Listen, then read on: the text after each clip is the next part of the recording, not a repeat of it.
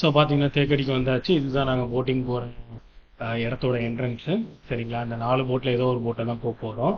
So எங்களோடது ஜல யாத்திரான்னு சொல்லியிருந்தாங்க. So அது என்னங்கிறத கிட்ட போனால் தெரியும். அன்றைக்கி சரியான மழை. ஸோ இங்கேருந்து அங்கே வரைக்கும் நாங்கள் நடந்து தான் போகணும். காலையில் 7:30 ட்ரிப்புக்கு பண்ணியிருந்தோம். ஸோ நீங்கள் பார்க்குறீங்க இல்லையா, மேலேருந்து நான் ஃபோட்டோ எடுத்துருந்தேன். இப்போ அந்த வழியாக அடிக்கிற மலையிலையும் நாங்களாம் நடந்து போய்கிட்டு இருந்தோம். 2 போட்டு வந்து பெரியார் டைகர் ரிசர்வ் ஃபாரஸ்ட் வருது, 2 போட்டு வந்து Kerala tourism and development corporation வருது. இதுதான் நம்ம உட்கார போகிற சீட்டிங். கீழே டெக் வந்து 4+2+, 4+2 மாறி வரும். மேலே டெக் தான் எங்களுக்கு கிடச்சிருக்குது அப்பரில். ஸோ அதில் பார்த்தீங்கன்னா 4+4 உட்காந்துருந்தோம்னு நினைக்கிறேன், சரியா தெரியல. ஆமாம். ஸோ அங்கேருந்து உட்காந்துட்டு சும்மா ஒரு கிளிப் எடுக்கலாமேன்னு எடுத்தோம். ஒரு பொட்டாக பொறுமையாக கிளம்பி போச்சு. எங்களோட போட் 4வது அப்படிங்கிறதுனால பொறுமையாக தான், கடைசியாக தான் பொறுமையாக தான் எடுத்தாங்க. லக்கீலி எங்களுக்கு வந்து 2வது ரோவில் கிடக்குது, அதனால் எடுத்துட்டோம். நாங்கள் ஏறுறப்ப நல்லா மழை பெஞ்சுது. பட் ஆனால் போட்டில் ஏறி போக ஆரம்பிச்சதுக்கப்புறம் மழை குறைஞ்சிருச்சு. இல்லைனா ரொம்ப கஷ்டமாக தான் இருந்திருக்கும்.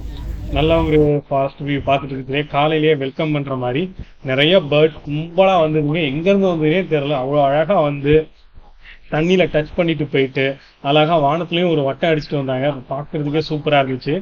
இந்த நேரத்தில் எங்கள் போட் டிரைவரை வந்து நாங்கள் கண்டிப்பாக பாராட்டி ஆகணும். அவர் பறவைங்கள்லாம் வருங்கிறத பார்த்தோன்னே டக்குன்னு ஸ்டாப் பண்ணி எல்லாரையும் என்ஜாய் பண்ணுறதுக்கு ஹெல்ப் பண்ணார்.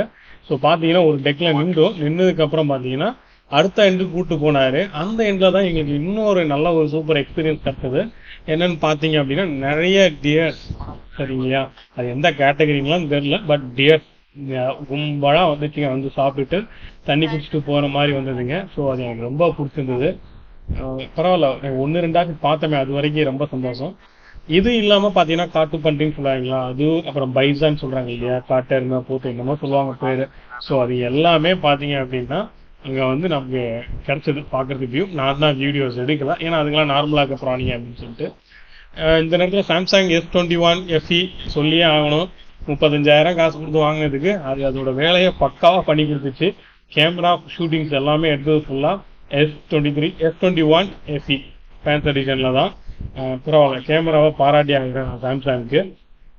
விட்ட மழை திரும்பியும் வந்துருச்சு.